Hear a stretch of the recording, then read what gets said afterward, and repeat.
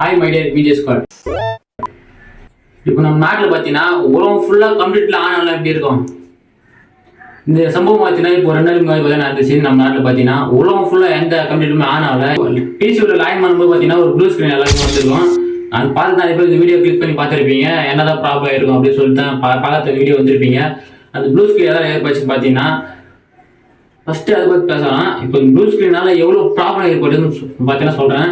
First பார்த்தீங்கன்னா நம்ம நாட்டில் பார்த்தீங்கன்னா ஃப்ளைட் எல்லாருமே தெரியும்.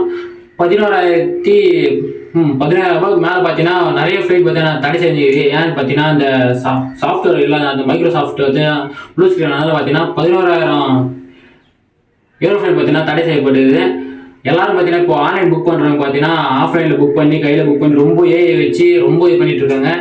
அப்புறம் பார்த்தீங்கன்னா ட்ரெயின்லலாம் புக் பண்ணுவீங்க, ஆன்லைனில் புக் பண்ணுவீங்க. அது பார்த்தீங்கன்னா புக் பண்ண முடியாது, ஏன்னா ப்ளூ ஸ்க்ரீன் இருக்கும். இந்த ட்ரெயின் ஸ்டேஷன் போய் பார்த்தீங்கன்னா அங்கேயும் புக் பண்ணுவீங்க, அங்கேயும் பார்த்தீங்கன்னா ப்ளூ ஸ்க்ரீன் இருக்குது. ஏடிஎம் பார்த்தீங்கன்னா ப்ளூ ஸ்க்ரீன் இருக்குது. பணமே எடுக்க இல்லை. அது ஒரு சில ஐட்டம் தான், எல்லா ஐட்டமும் நான் சொல்லவே இல்லை. பார்த்தீங்கன்னா நிறைய பிஸ்னஸ் மேன்ஸ் பார்த்தீங்கன்னா கம்ப்யூட்டர் யூஸ் பண்ணி தான் எல்லாருமே சம்பளம் போடுவாங்க. அந்த சம்பளம் பார்த்தீங்கன்னா கட் ஆயிருக்கு. அந்தளவுக்கு ஒரு பெரிய ப்ராப்ளம் போயிட்டு இருக்கு. இன்னும் நிறைய இருக்குது சொல்லலாம். இந்த ப்ராப்ளம் எதாவது ஏற்பச்சுன்னு கேட்டிங்கன்னா, இந்த நாட்டில் நிறைய பார்த்தீங்கன்னா ஐடி வச்சுருப்பாங்க. ஐடிஐ ஃபஸ்ட்டு வீட்டில் நிறைய பேர் இருக்காங்க.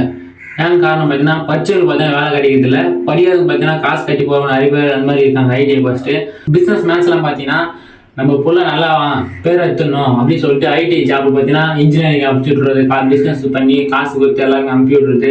அப்புறம் சும்மா இப்போ நல்லா படிச்சிருப்பாங்க, அவங்களுக்கு வேலையே கிடைக்காது.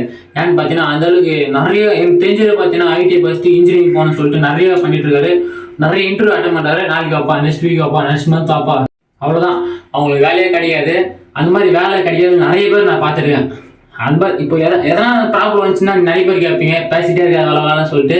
அந்த ப்ராப்ளம் எதனா ஆச்சுன்னா இந்த மாதிரி திறமையாதவங்க நாட்டில் கரெக்டாக சொல்லணும்னா இந்த மாதிரி திறமையாதவங்க போய் உட்கார வச்சுட்டு ஒரு நல்ல வேலை செய்ய திறமை.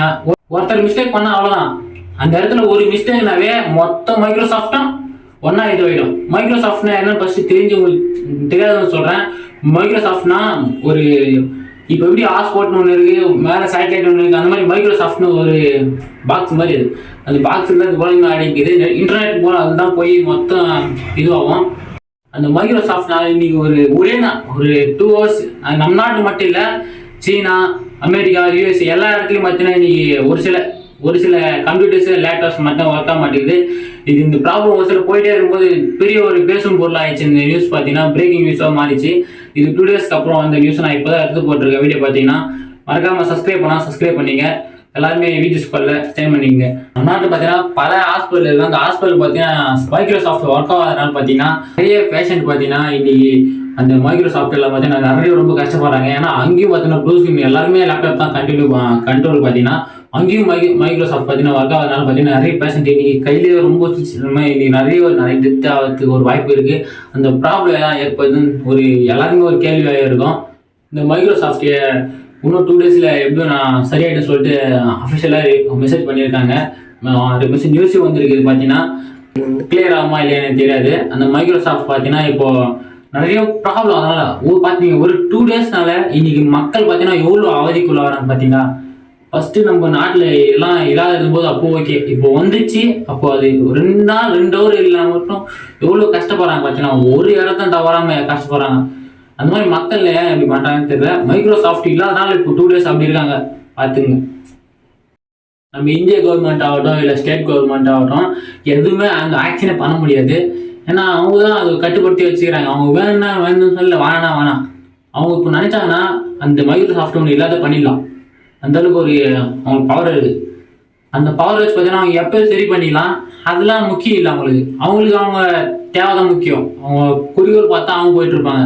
மைக்ரோசாஃப்ட் நிறுவனம் பார்த்தீங்கன்னா வெளியே ரொம்ப போயிடுவாங்க. இந்த வீடியோ பிடிச்சிச்சுன்னா ஃப்ரெண்ட்ஸுக்கு யாராவது மைக்ரோசாஃப்ட் ஒர்க் ஆகணும்னு நினைக்கிறீங்களோ அவங்க ஃப்ரெண்ட்ஸ் ஷேர் பண்ணிட்டு ஐடிஐ ஃப்ரெண்ட்ஸுக்கு வீடியோ ஷேர் பண்ணுங்கள். மறக்காம நம்ம சேனல் சப்ஸ்கிரைப் பண்ணி ஷேர் பண்ணுங்கள்.